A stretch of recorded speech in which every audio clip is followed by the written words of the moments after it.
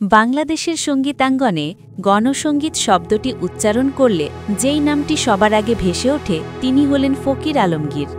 তিনি ছিলেন একাধারে একজন সঙ্গীতশিল্পী, মুক্তিযোদ্ধা, লেখক এবং সংস্কৃতিকর্মী, যিনি তার কণ্ঠে, সুরে ও চিন্তায় সাধারণ মানুষের কথা তুলে ধরেছিলেন। তার গান শুধু বিনোদন নয়, ছিল সংগ্রাম, প্রতিবাদ আর মানুষের অধিকার রক্ষার এক অঙ্গীকার। ফকির আলমগীর জন্মগ্রহণ করেন ১৯৫০ সালের ২১শে ফেব্রুয়ারি ফরিদপুর জেলার ভাঙ্গা থানার কালামৃধা গ্রামে। ২১শে ফেব্রুয়ারির এই দিনে জন্ম নেওয়া এই সন্তান পরবর্তীতে সেই ভাষা ও সংস্কৃতির জন্যই আজীবন কাজ করে গেছেন। তার পিতা ছিলেন মরহুম মোহাম্মদ হাসেন উদ্দিন ফকির এবং মাতা মরহুমা বেগম হাবিবুন্নেসা। ছোটবেলা থেকেই গান ও সংস্কৃতির প্রতি তার গভীর টান ছিল। কালামৃধা গোবিন্দ হাইস্কুল থেকে ১৯৬৬ সালে মাধ্যমিক পাশ করে তিনি ভর্তি হন জগন্নাথ কলেজে, যেখানে তার সঙ্গীত চর্চা ও রাজনৈতিক সচেতনতা একসঙ্গে বিকশিত হতে থাকে। জগন্নাথ কলেজ থেকে স্নাতক ডিগ্রি সম্পন্ন করার পর ফকির আলমগীর ঢাকা বিশ্ববিদ্যালয় থেকে সাংবাদিকতায় মাস্টার্স করেন। ছাত্রজীবনেই তিনি যুক্ত হন ছাত্র রাজনীতির সঙ্গে।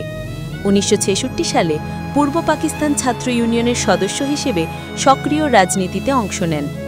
তখনই তিনি যুক্ত হন ক্রান্তি শিল্পী গোষ্ঠী ও গণশিল্পী গোষ্ঠীর সঙ্গে। সেই সময়ের গণ আন্দোলন ও রাজনৈতিক অস্থিরতার মধ্যে গানই ছিল তার প্রতিবাদের ভাষা। ৬৯-এর গণ অভ্যুত্থানে তিনি ছিলেন সামনের শারীরিক সঙ্গীত যোদ্ধা, যিনি গানের মাধ্যমে মানুষের মনে জাগিয়ে তুলেছিলেন স্বাধীনতার আকাঙ্ক্ষা। ১৯৭১ সালের মহান মুক্তিযুদ্ধে ফকির আলমগীর অংশ নেন শব্দ সৈনিক হিসেবে।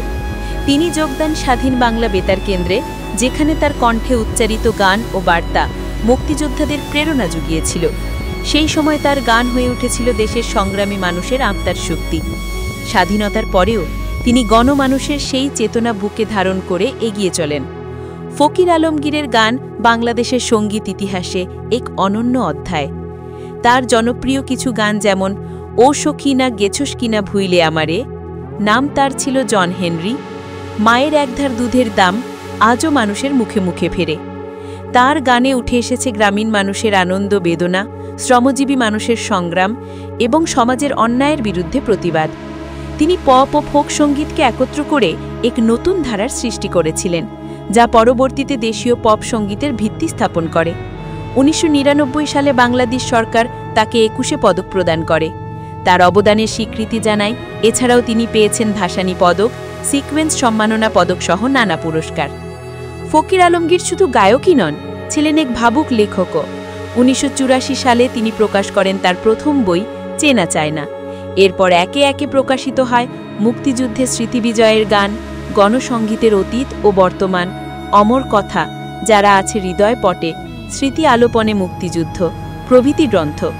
জীবনের শেষ দিকে তিনি প্রকাশ করেন আবহমান বাংলার লোকসঙ্গীত ২০২০, যেখানে তিনি বাংলাদেশের লোকসঙ্গীতের ঐতিহ্য ও শিকড় নিয়ে গভীর বিশ্লেষণ করেছেন। তার মোট রচনা সংখ্যা ৯টি বই।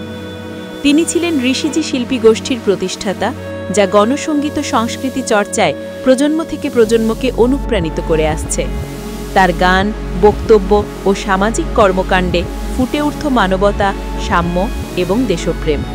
বাংলাদেশের সংস্কৃতির ধারক বাহক হিসেবে তিনি বারবার সাধারণ মানুষের কণ্ঠস্বরকে সামনে এনেছেন, যেখানে ছিল না বিভাজন, ছিল শুধু ঐক্যের সুর।